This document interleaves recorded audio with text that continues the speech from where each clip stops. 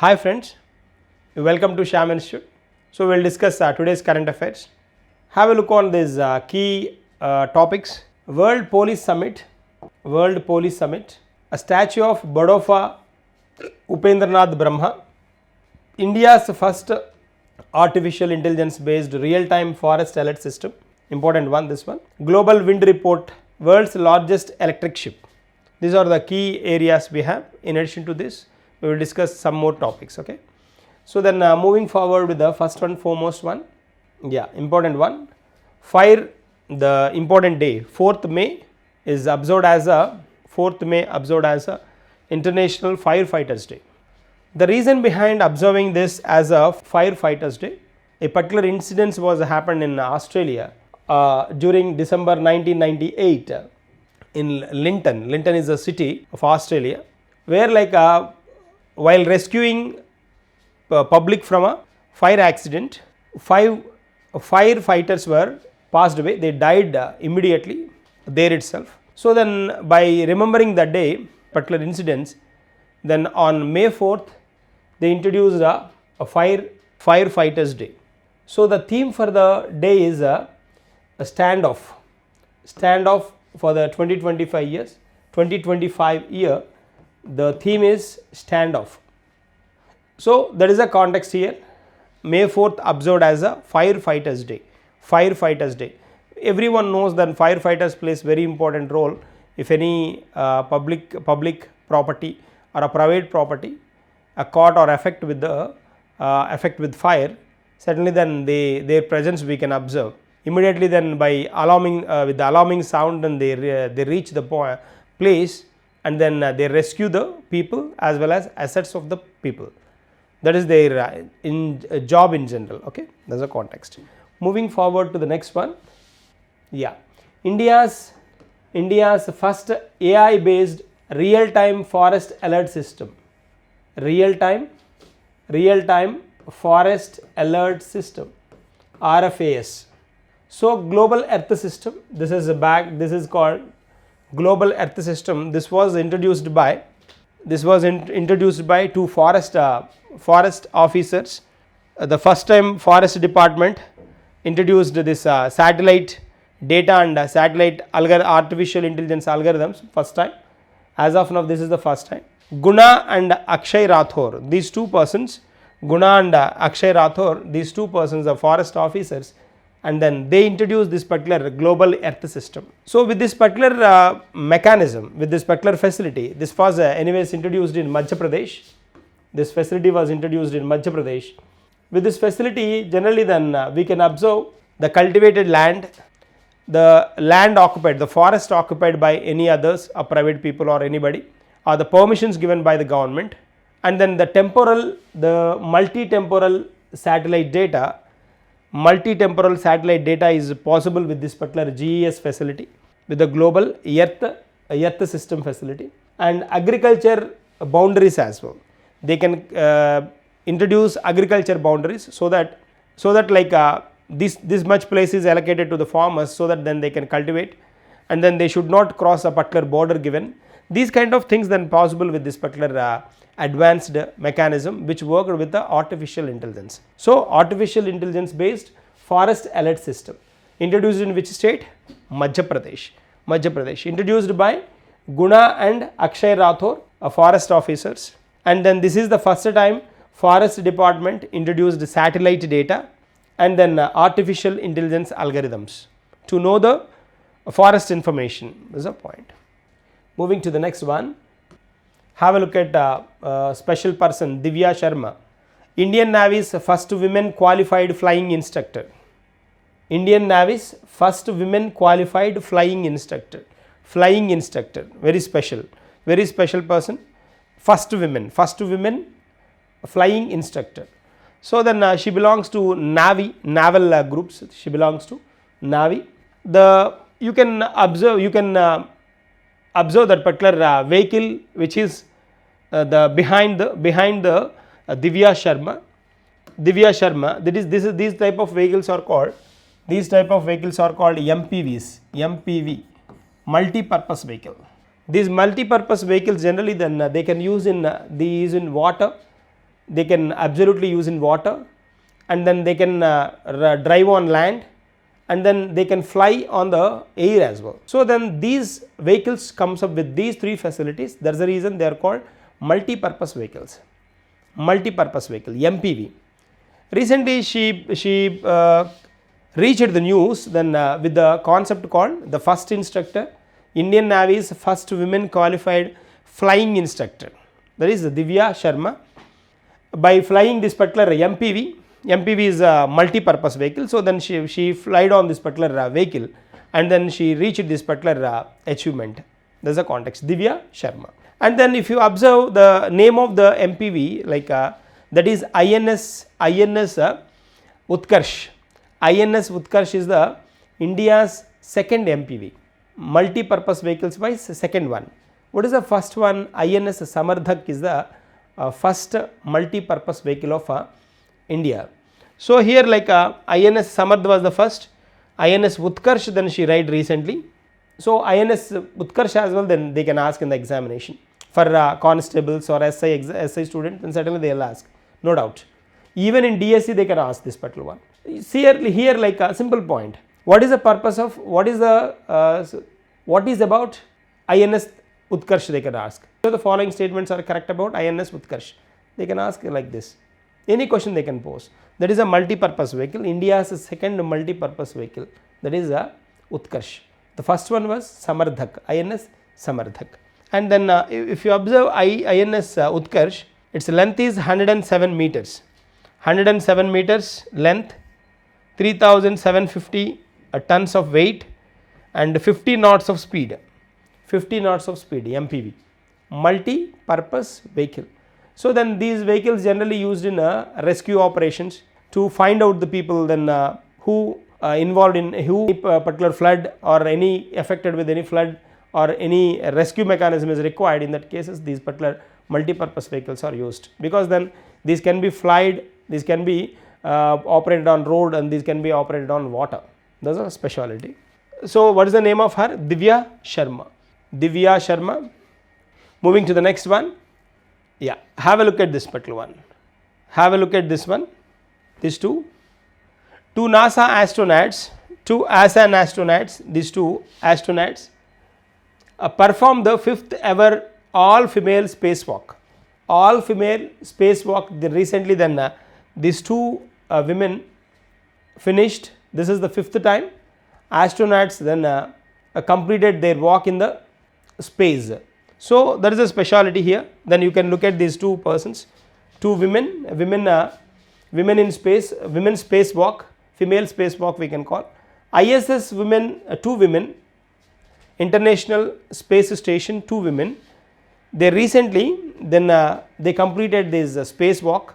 It's the 5th time. This is the 5th time women walked in a space.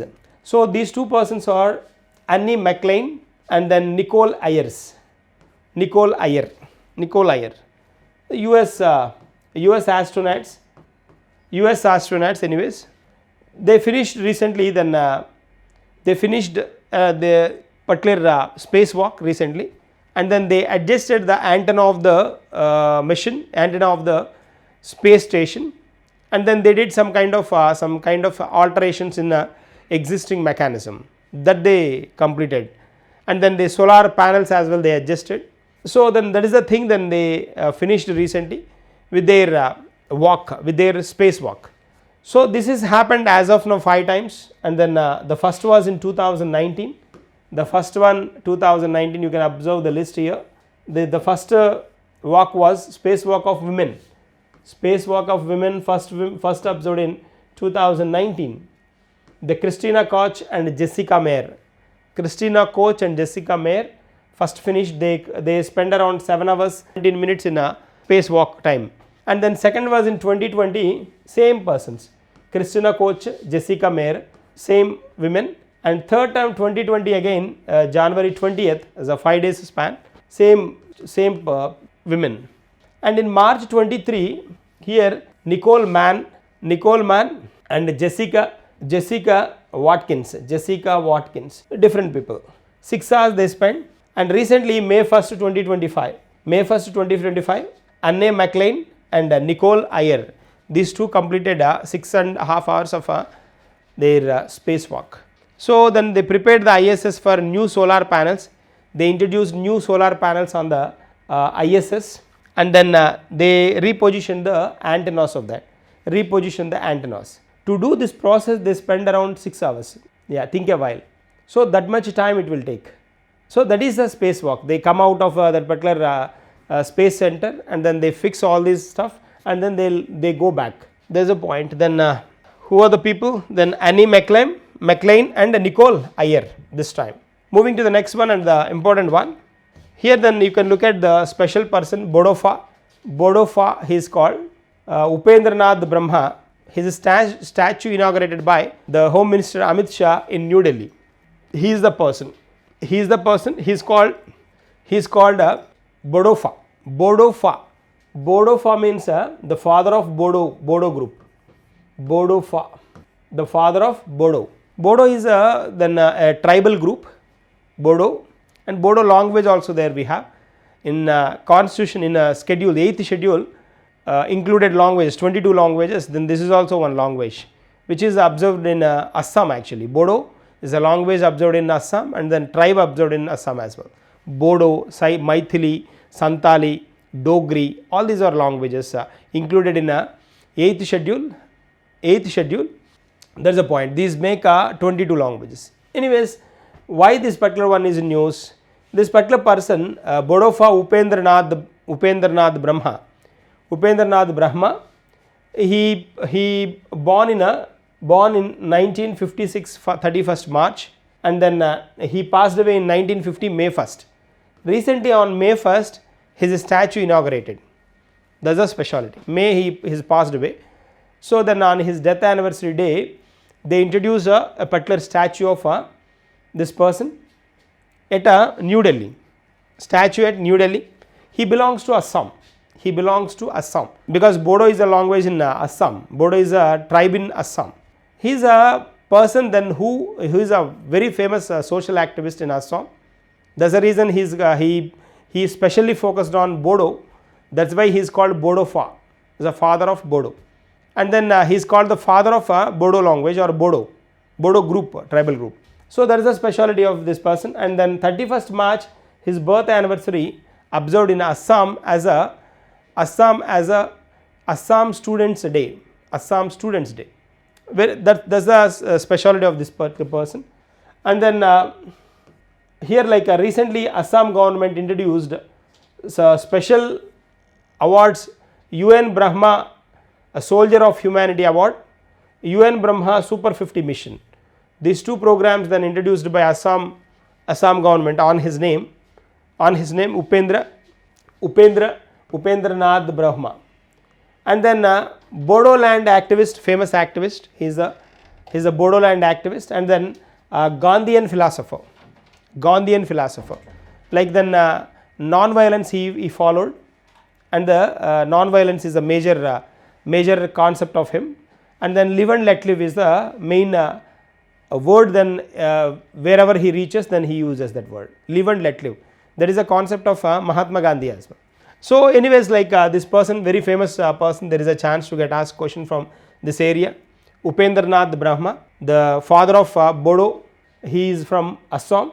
March 31st in Assam observed as a student day, Assam Student Day, his birth anniversary. Okay, that is the specialty of this person. Then that particular statue introduced in New Delhi in a line called Lala Lajpat Rai Street. In that, then they given the statue installed a line is called Upendra Nath Brahma line. Okay, there is a speciality of this particular person. Moving to the next one, have a look at this global wind report. You can observe 2025 global wind report. Total wind, these statistics were officially given by, this particular report was given by Global Wind Energy Council, GWEC, and then which highlighted the concepts of the installation capacity of the wind power. So the total wind power installation in India 117 gigawatts for the year 2024. 117 gigawatts. This is the one. In the last year 23 it was 116.6 gigawatts. It's a very small difference, very negligible difference. So then the world total capacity of wind energy, if you observe, world total capacity 1136 gigawatts, world capacity. The top producing nation, if you ask, like China is the top producer of wind energy. China is in top class, top position. Around 70% production is there of China, and followed nations are US, next one Germany, and fourth position occupied by India. India occupied fourth position. So you can look at this, China first position, US next position, and then Germany third position, India occupied fourth position. If you observe these statistics, the sustainable development goal target for 2030, the 100% target whatever we have we have arranged for sustainable development goals, SDG 2030, then by the time, if the progress is like this, we may reach 77%, not 100%. We may reach the 77% of the target, not 100% of the target, if these are the concerns. And like if you observe the state, India's performance in this particular area, wind energy wise, India's performance, if you observe, Gujarat occupied first position in wind energy production. Gujarat occupied first position, Karnataka next, and Tamil Nadu the third one. So this is also important. Countries wise, China, America, Germany, India. Indian states wise, Gujarat, Karnataka and Tamil Nadu. That's the one. Which energy? Wind energy. That's the context. And then if you observe in entire renewable energy is a combination of wind energy, it may be solar energy, bio, and then tidal energy. All together we call renewable energy sources. Even hydel energy, this combination is called renewable energy. Renewable energy installation capacity in India, if you observe, in India renewable energy installation capacity, if you observe, wind energy is a 42.02 gigawatts. This is the one. And solar energy occupied first position with a 64.38 gigawatts. This is only in renewable energy sources I am saying. Then if you observe entire energy sources, that is different. There thermal will occupy first position. But here in renewable energy sources, wind 42.02, solar 64.38, hydel energy, small plants, hydel energy 4.83 gigawatts. At the same time, a large or major hydel energy sources 46.51 gigawatts. That is quite more than wind energy. So in renewable energy strategies, solar occupied highest position, next position by the hydel, and wind is in third position. There's a knowledge required here. First position occupied in renewable energy, solar. Now then government is focusing more and more on solar. In solar plants, Gujarat and Rajasthan occupy top position. Wind energy wise, as we mentioned, Gujarat the top position, Karnataka and Tamil Nadu is in top 3 classes, top 3 positions. And here biofuel, if you observe, it is also growing now, 10.77 gigawatts. These are the renewable energy sources and their status in India we have. That's a point. Moving to the next one, have a look at this one. Yeah, world's largest electric ship. This was constructed by Australian boat builders. Its length is 130 meters. 130 meters is a massive vehicle, electric vehicle. The world's first electric ship. This is observed in Australia, constructed by Australian boat builders. This named as a Hull 096. This name given as Hull 096, HULL. Hull 096 is the world's largest electric ship. And then this was first trialed from, this is the trial version, trial only. The original version will start by December 25th of 2025. This will be on Christmas Day. They will start this particular official version or the final version. Just the present trial was observed between Buenos Aires of Argentina. Buenos Aires is Argentina's capital, and from Buenos Aires to Uruguay. The test trial was conducted and that is successfully completed. This particular Argentina and Uruguay, Argentina's Buenos Aires and Uruguay, this comes under South America. South American countries, those two are South America, and then this is also called Latin American nations. These are Latin American nations. The test of this electric ship was between Buenos Aires to Uruguay. Buenos Aires is the capital of Argentina. That's the one. So this is all about this world's largest electric ship, which is observed in Australia, constructed by Australian boat builders. Moving to the next one, India semiconductor mission. India semiconductor mission. This concept was officially introduced in 2021 to make India Atmanirbhar Bharat, to make India strong to produce semiconductors in its own, self-reliant India in semiconductor devices. So semiconductors are very required for this manufacturing of computer devices and computer related chips and those. So certainly then focusing on this particular one, ISM, India Semiconductor Mission, a joint secretary of MeitY. MeitY is a Ministry of Electronics and Information Technology. A joint secretary, his name is Amitesh Kumar Sinha. Amitesh Kumar Sinha, he is a person. Earlier he was a joint secretary of MeitY, Ministry of Electronics and Information Technology. He appointed as a CEO for ISM. For India Semiconductor Mission, he appointed as a Chief Executive Officer. That is the point here we have. So that's why then this is in news. So India, if you observe, Gujarat is the first state. Gujarat is the first state which accepted the semiconductor policy.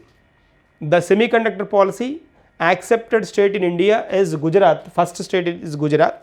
And then top markets in this particular semiconductors, if you observe, in the world, US occupied the big market, semiconductors market, Taiwan as well, South Korea and Japan. China's presence is not there here.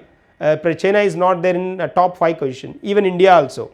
But India is improving its self-reliance to become a top 5, a top 5th nation in a semiconductor production. That's the reason they introduced a concept called ISM, India Semiconductors Mission in 2021 under Atmanirbhar Bharat program to make India self-reliant to introduce semiconductors into the market. That's a point. Moving to the next one.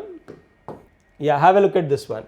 New Vice Chief of the Indian Air Force. New Vice Chief is not the Chief, direct Chief, is a Vice Chief. Vice Chief of the Indian Air Force. Present he is working as a Air Commanding in Chief of the Southwestern Air Command. His name is Narmadeshwar Tiwari. Narmadeshwar Tiwari. He is appointed as a Vice Chief of the Indian Air Force, and he is the successor of Air Marshal SP Dharkar. SP Dharkar's successor is Narmadeshwar Tiwari. That's a point. Vice Chief of the Staff. Yesterday we discussed integrated defense staff. That's the one. And moving to the next one. Yeah, World Police Summit 2025. World Police Summit. This is fourth edition of World Police Summit observed in Dubai's Trade Center, DTC at Dubai Trade Center in between 13th May to 15th May 2025. So this will be conducted at Dubai, and then the theme for this particular day, then they were given as Beyond the Badge, Envision the Next Era of the Policing. Envision the next era of the policing. This is the theme given, and then around 10 police chiefs are going to attend this particular program from 140 countries, and 100 plus global speakers. 100 plus global speakers will attend this particular meeting, and 80 plus special discussions on police related activities and their security, their production, and then these type of information. 80 discussions will be observed in this particular meeting. So the World Police Summit, in addition 4th summit, will be observed from May 13th to 15th in Dubai Trade Center. So Dubai Trade Center, the theme is Beyond the Badge, Envision the Next Era of Policing. There's a context. So then these are today's current affairs. We will meet in the tomorrow's session with the continuation of this one. Thank you and all the best.